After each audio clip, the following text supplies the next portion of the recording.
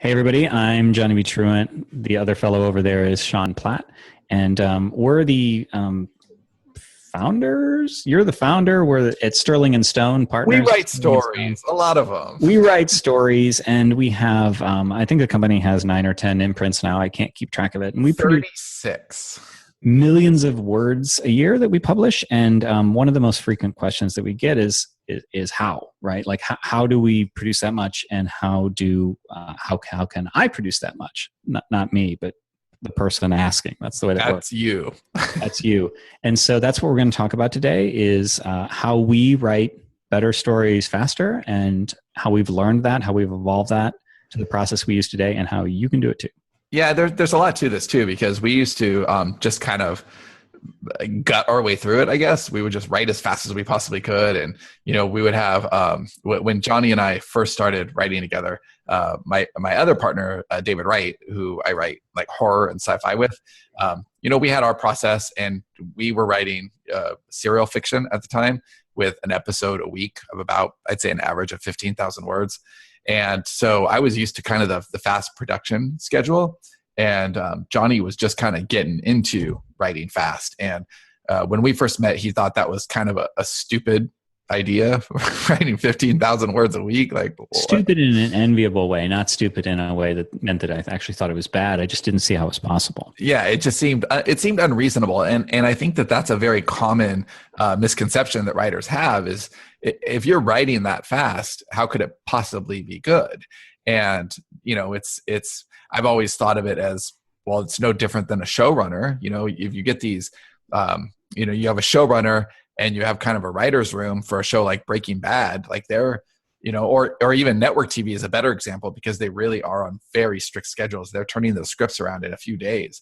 And some of your favorite shows are written in only a few days. And that's, yes, they have a lot of writers working on them, but that's kind of our mentality, that 1 and 1 is 5 or 6 or 7. And, we treat our stories like a writer's room.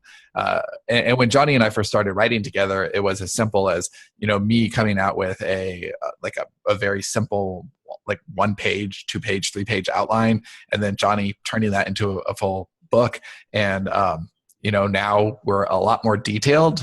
So everything from, our pre-production before we even start word one, all the way through our launch process, we're just a little more detailed than we used to be, a little more dialed in. But we've also been doing this for 4 years now. So, that's a long time to be working on both the craft of how we actually put our stories together, but also the process of how we go from, nothing to a finished book. Right. It's been an iterative improvement where we've worked on this. I don't want to say systems too much, because it begins to sound like a factory, but there are systems that work with good writing. So where do you want to begin with this? Do you want to? Well, we could talk about just genre foundations, right? Where we're kind of, if you want to write a book that has an eager audience, write and publish a book. Maybe we should back up just a second and describe that this isn't literally just like, how do you write a book faster? How do you write a book that is desired by your sort of sweet spot of your target market and what you want to write, and then actually, publish it and profit from it. Right. And that's a huge distinction, because if you're, as a writer, you're just writing what you want to write, that could be really fun, and it could be really emotionally rewarding, say. But if you're not picking a genre where there are a lot of readers, or, the great American novel is a really awesome concept, but there aren't a lot of people ready and eager to read the next great American novel. But there are a lot of people who are ready to read the next great romance read, or the next great sci-fi read, or specifically the next great, alien invasion or sci-fi colonization, or space opera. There's all these subgenres. And if you know your genre and subgenre, you're just going to have a much easier time connecting with your audience and finding eager readers. Now, we're not making judgment calls here as to, one is better than the other or anything like that. We're just talking about the simple math of, if there's a large pool of readers over here who want the kind of story that you want to tell, you're much more likely to find an audience who is, likely to really be interested in the kind of story that you're writing. And therefore they're going to buy that book. They'll review that book. They'll tell their friends about that book, and they'll be eager to read the next thing that you write. Right. And if you have a great American novel incubating, then what better ways to get eyes on it? Not that those are necessarily transferable eyes from your alien invasion book to your tale of woe in the South in the 1940s or something. But my point is, you at least have an audience. So when I do want to make one clearer point here, because I can see the artists sort of saying, well, this is selling out. Like, why would I not work on my passion project, the thing that's been speaking to me forever? And why would I instead go and find something where it's highly commercial? And it's about finding the intersection. So the book that we're going to use, sort of an example case study for this, is our book, Invasion. And that book started with, it was actually an original pitch that Sean and Dave, his other writing partner, made to a different publisher. So it was already in our, we call it the story garden, right? Like, this is the place where we have these ideas. And it wasn't that we said, well, this is, let's find a hot genre, alien invasion, hot genre. So let's manufacture something that we don't really want to write in order to capitalize. It was that, what do we have that we want to write anyway, that we've already thought about writing, we already have sort of a vague sketch, and that intersects with something that we know that's highly commercial. So I'm sure there were other ideas in the garden, which I'm not remembering right now, that we passed over because we like to write everything, Sean and I do. And so we specifically were looking for something that would be a very consumable hit. So we passed over some stuff that wouldn't have had the same market fit. You're looking for that. Yeah, I actually don't think it's possible to just, shoot into a barrel, and you can look for a really hot genre with a big reader base, but if you aren't genuinely interested in writing in that space, your work isn't going to connect with the readers who are used to that genre. It's not, because you have to tell the story that is true to you, and you have to be interested in the genre that you write. So thrillers is a very hot genre right now, as is romance, and probably that's never going to go away. Romance is always hot. Thrillers are always hot. But if you don't read thrillers, or if you don't read romance and you try to write one of those genres, you're not going to understand what the readers are looking for. You're not going to understand why they read what they read. And your work is going to be hollow, and it's just not going to strike any chord with the people who are reading it, and you'll flop. But if you really like reading thrillers, for example, or romances, and but you're embarrassed to write that kind of story, and you feel like you're not going to be taken seriously unless you write a serious literary novel, well, you're kind of shortchanging yourself, because you will be able to take your literary sensibilities, plug them into the story that you want to tell in that genre, and probably do pretty well. And if you're embarrassed, you don't want to use your real name for something as lowly as a romance book or a thriller, then pick a pen name. But you can still have fun writing. You can still, generate interest in your work. You can still, sharpen your saw by doing the work and getting it out there. And in the meantime, you can work on the other book, and it's all iterative. It's all working on the craft.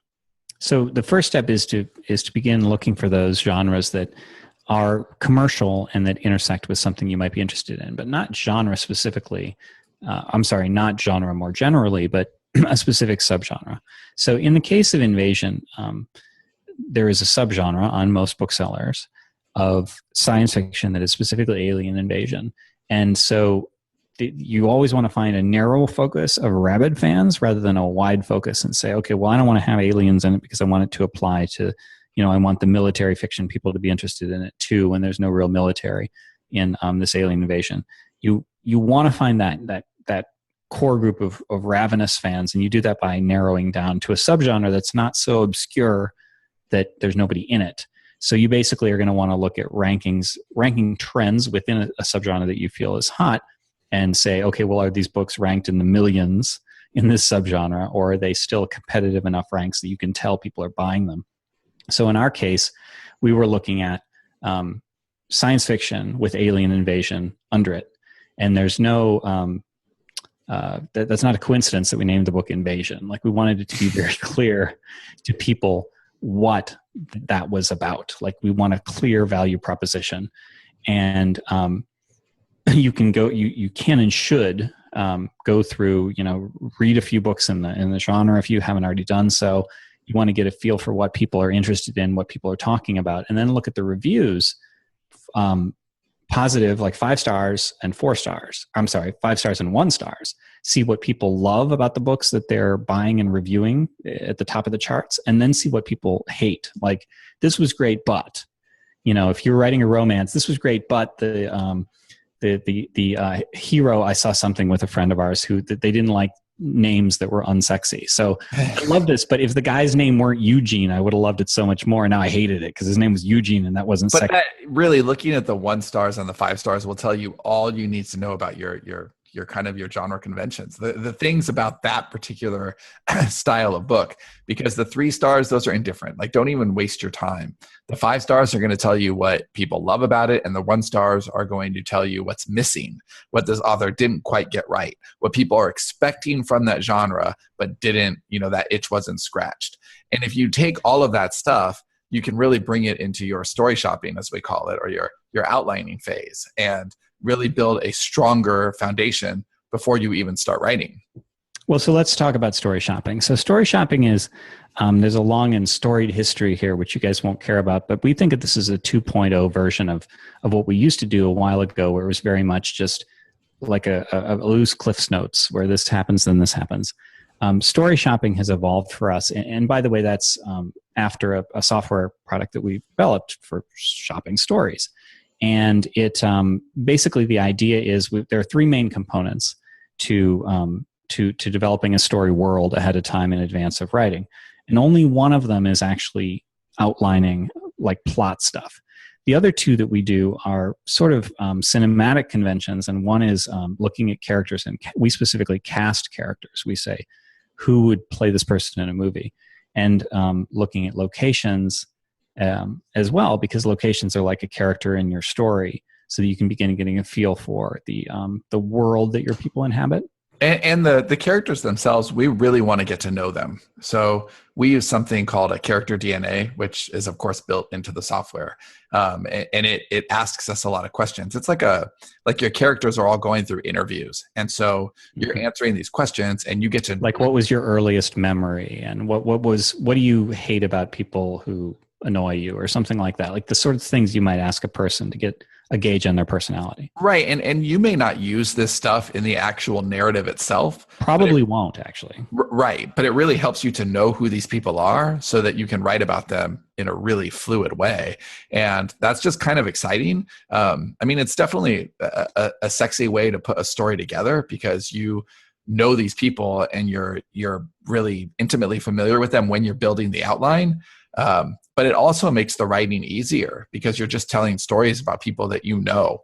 So the story shopping starts with the different characters and the locations, and then it just moves into full outline mode with, very basic story structure that we use that you probably know if you're listening to this. Whatever, like whether it's the hero's journey or, romance is clearly big, and they have very certain rhythms that story has to follow. So you could just plug that into your outline. And like the most obvious of those would be that it has to have a happy ending. Do not try to have a romance without a happy ending, because then by definition, right, it's not a romance. And so the idea isn't to, and I know, there's plotters and pantsers, and probably, the pantsers are like, I'm not gonna outline, but for us, we write a lot of stories, and we've done it both ways. We've certainly pantsed stuff, and we've definitely plotted stuff.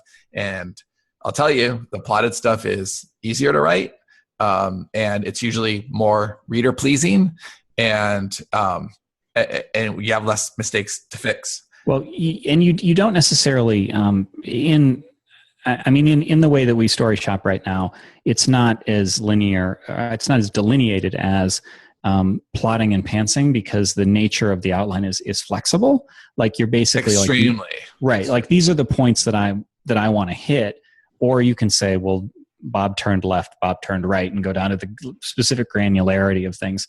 But we never do that. They're always we paint in broad strokes so that there's enough, because the story shopping is actually my job. Although as we evolve, Johnny will start story shopping too, because it's awesome. And so he's like, why do you always get to story shop? This sucks. I want to story shop. So the way it is now, I do the story shopping and then Johnny starts the actual writing process. And the job of a quality story shopped outline is that there's enough material there to really have him understand who the people are and the world they inhabit and the very broad strokes of what has to happen in the story. Yeah, that's key actually. So if remember, there are three parts to this. There's location scouting, there's casting, so basically characters and location, and then there's plot. And so if you think that you're a pure pantser, and like Stephen King says, he just starts writing and he has no idea. If that's you, you could almost just ignore it.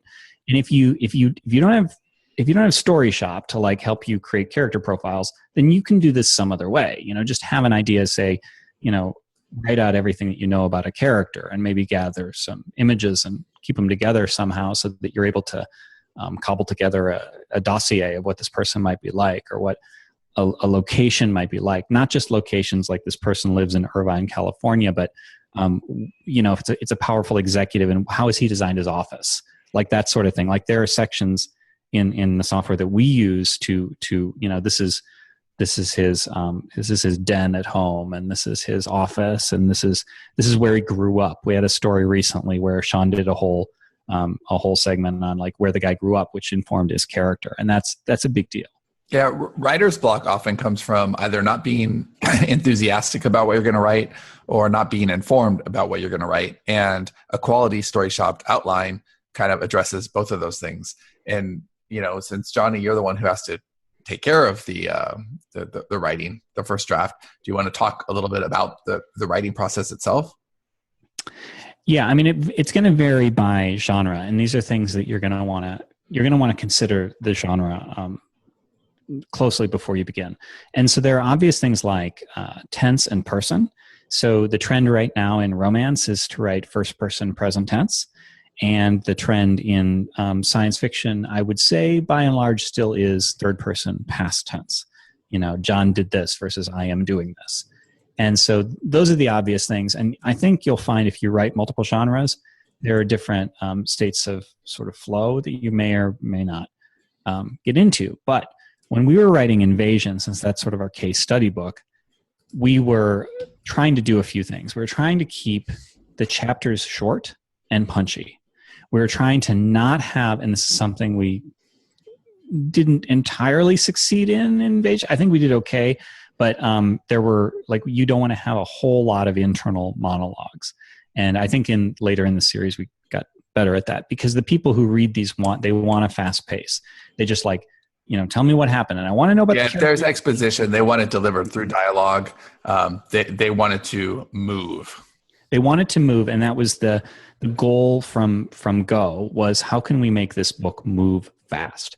And in that we succeeded because the most common review we see is, damn you, I stayed up all night and now I can't get up for my job because I just had to read one more chapter. And that's what you want your readers to be saying. Right. So for science fiction, and this would also be true of thrillers and a lot of maybe more tightly paced plotted stuff, is we wanted short chapters. We wanted cliffhangers, like a lot. Not every chapter was going to end on a cliffhanger, but there was one cliffhanger that I remember showing to Sean where a group was coming up and they were reacting to something. Like they were driving, I think, toward Vegas, and they were reacting. Like they were like somebody's eyes got wide or something. And then somebody said, what are you looking at? Or what is it? And the final sentence of the chapter was that.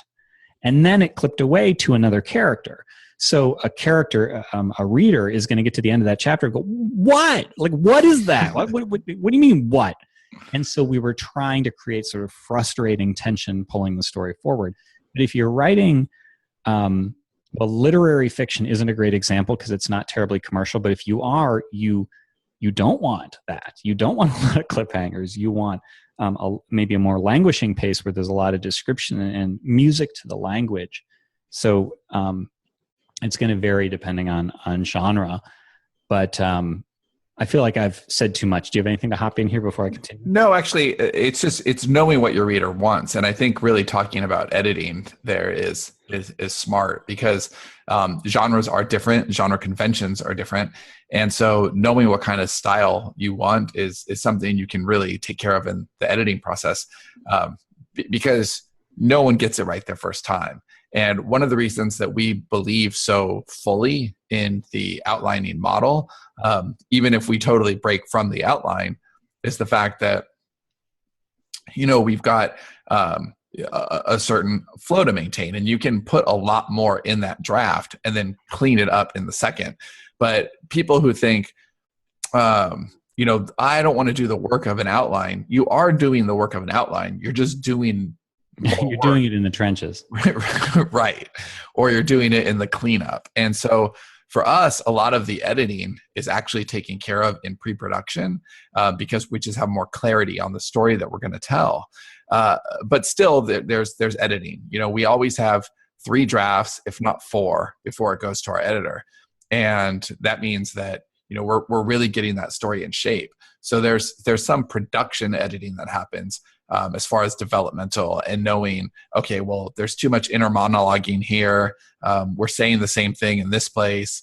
As you're telling yourself the story, it certainly makes sense that you would repeat yourself. So we just take out the times when we repeat ourselves, take out the times when we're clearly trying to explain something to ourselves instead of the reader. And then we also do something called reverse foreshadowing, which is a big part of what happens in that second pass through. And that's, I love this example. We were writing a book called The Dream Engine, and at the very end, this bakery burns down, and it's this really emotional. What's the name of the bakery? It's Carlo's Bakery. It's Carlo's Bakery. Carlo's Bakery burns down, and it's this really emotionally resonant moment in the book, except that it wasn't. Except that we hadn't foreshadowed any of it. And there were people following along live. We wrote this book live. And so they reach this climactic moment, and we're like, oh, that happened. And they go, okay, well, I had no idea that was coming. And right. There's nothing emotional about it because we hadn't built the case, which is fine. That's what a first draft is for. But in that second draft, we had to go in and make sure that we added Carlo's Bakery. And we had to make sure that Isla, the main character, and her mother went there, on Saturday mornings during her childhood, holding hands and looking in the case, gazing at pastries, because only then does it matter that it burns down at the end. So it's really important to... We actually have turned that into a verb. So we'll say we're going to Carlo's Bakery this incident in the book. Yeah, because foreshadowing is really important, but you can't always get it your first time through because you don't necessarily know what that story is about. So the first time through, it's most important to tell that story to yourself. But the second and the third time through, you're getting it ready for an audience. You're getting it ready for readers. So I like to say that it's the first draft is say it, second draft is say what you mean, and the third draft is say it well. And then if there's a fourth draft, that's just say it really, really well, and then send it off to your editor and let them make sure that you have all your commas in the right place. The actual punctuation and copy editing, that's really for your editor to take care of. You want to get your story in the best shape possible so that when it comes back from the editor, you're totally ready for packaging and production and launch, essentially. We work collaboratively. Pretty much 100% of what we do now. But if you're solo, you would just basically do what we do amongst yourselves, and possibly incorporating a group of beta readers. So our typical flow usually goes, I write first draft, Sean does editing, several rounds, and then it goes to our editor. But there are a few books where I need to come back for a second continuity edit, basically. And that means that I basically need to read it again and just make sure that everything is lined up the way that it should be. Like if we mention something, did it make it to the next act? And if did the foreshadowing make sense? Because we're oftentimes working out of order. And that's sort of a developmental level edit that we do for ourselves. And you may find that better suited to like a beta reader. Not to be Yeah, going agreed. to and making sure that you haven't screwed up. Like, don't be lazy. Like, sometimes people will send something to an editor and be like, they'll fix it for I me. know the No, third no. act doesn't work, but that's what editors are for. Or I haven't No. bothered to add any of my punctuation. You'll do it for me. Yeah, that's not what an editor is for. You need to, first of all, you're paying your editor, you want to pay them for the right job, and they only have so much time to work on your draft. If you give them a draft that wasn't ready to be sent to them, they're going to be spending a lot of time that they could be, making your story good to great, just barely good. So that's really important. But once you get it back from the editor, you really do want to pay attention to your packaging, and I think that's a place where a lot of indie authors kind of fall short, because that's something that's just been handled by traditional publishers, by pretty much forever. And so it's our job as indies, we have to get our covers, we have to get our compiles, we have to write our product descriptions, we have to launch the book to our list. Hopefully you have a list. If not, you need to build one. And that starts with the first book or before the first book. But all of that stuff, that packaging and launch is something that you can't underestimate. It is part of the process. Yeah, I mean, let's just go ahead and say it. People really do judge a book by its cover. I don't know why people say that you shouldn't do that, because everybody in the world does it. And it has never been more true than now. If you have a cover that is either, number one, bad, or number two, unprofessional, which is sort of the same as bad, or number three, not genre appropriate. Like, it may be a great cover and it just doesn't fit. Yeah, we've had a few examples of that in our own, Right. Like, we'll like the cover, but it doesn't say shapeshifter book. It doesn't say alien invasion book. It doesn't say. And it's worth saying that all the stuff that we're talking about is stuff that we've learned over the last 4 years. It's all stuff that, we've thought, oh, we've got this. And, we had one of our covers for a book called The Beam, was a beautiful cover that we had, custom illustrated, and it so wasn't appropriate to the genre. And it took us like 3 years to realize it. So you want to just say, not, is this a good cover, but does it sort of fit in with the other covers? One of our podcast guests, I think it was Ed Robertson, gave the example of space opera. And I just think this is great. So, like, if you have space opera, it needs to have a ship or a planet, or a ship orbiting a planet. And if you don't have that, then it doesn't look like a space opera, and all the space opera people are going to ignore it. So all of you space opera authors out there who have like a person on the cover and nothing else, you need to create something that has a ship or a planet, or a ship on a planet. And once you have that calling card in place for people to basically see it and say, okay, I get what that is. Like, I get it. It's not just an instant shorthand that this is the kind of book that I'm interested in, but it is also something that is compelling and draws the eye. Then the job of your title is obviously part of that as well. I mean, our title was Invasion. So if you're into alien invasion, kind of hard to miss the fact that the cover that has the ships, and it's called Invasion. And it may also be worth mentioning just very briefly, we actually did the cover first with this one. We had the title, then we had the cover, then we wrote the story. Yeah, and that cover kind of helped inform the story a little bit, because there was a certain way that our cover designer made the ships look, which was really cool. And it just became the way the ships looked, because why not describe them as they are on the cover?